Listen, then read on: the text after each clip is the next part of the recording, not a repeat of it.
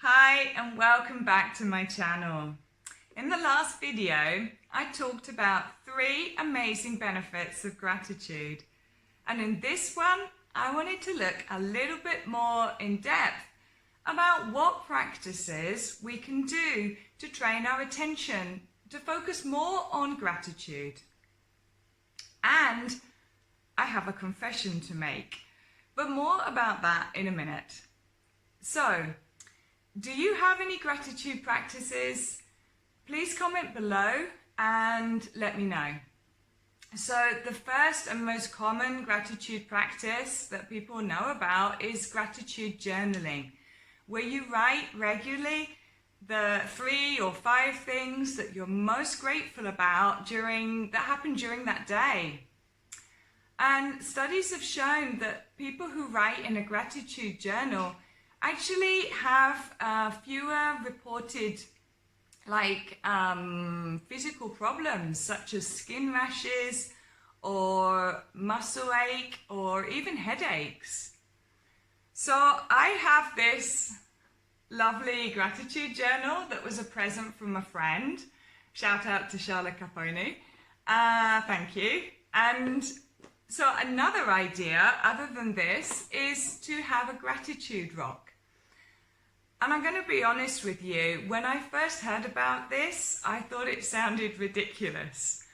I read about it for the first time in a book called The Magic of Gratitude, or actually maybe I think it's just called Magic, by Rhonda Byrne, the author of a very well-known law of attraction book, The Secret, which I'm sure you've heard about. And I was like, no, not for me. Then I picked the book up like a year later and started rereading it, and I decided I would give it a go. So the first gratitude rock I had was like this enormous boulder, this grey boulder, and I don't remember where I got it from, but it was heavy. And then this time last year, while I was on holiday in Tuscany, I bought this lovely piece of rose quartz, which is my new gratitude rock. And so my confession is this: as silly as it might sound to the more cynical of you, I hold this in my hand before I go to sleep, and I think about all the people that I'm grateful for and all the wonderful moments that happened in my day, and I actually keep it in my bed. It stays in my bed with me, and I actually often sleep with it, holding it in my hand all night long. So rose quartz, so it's a very smooth, very lovely piece of rock. Rose quartz is really good for opening the heart chakra.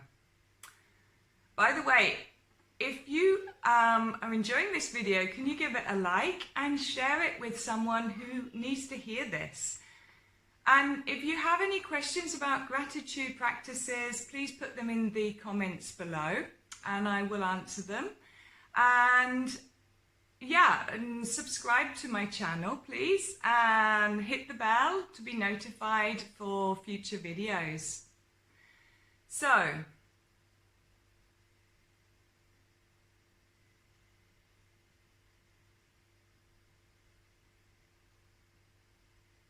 the last gratitude practice I wanted to tell you about is this. So they did a study a couple of years back where they brought volunteers into the lab and they asked them to think about somebody who was really influential in their life. Somebody who had had a huge impact on them and that they were really grateful for. So they asked them then to think about this really amazing person and write down as much as they could about why this person had been important for them in their life.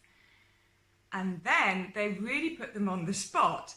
They asked these people to actually ring the person they had written about, to give them a phone call and read out to them what they had written. And a lot of people didn't want to do this at first, but the results were amazing. And people felt so much happier after doing it, and they felt happier for weeks afterwards.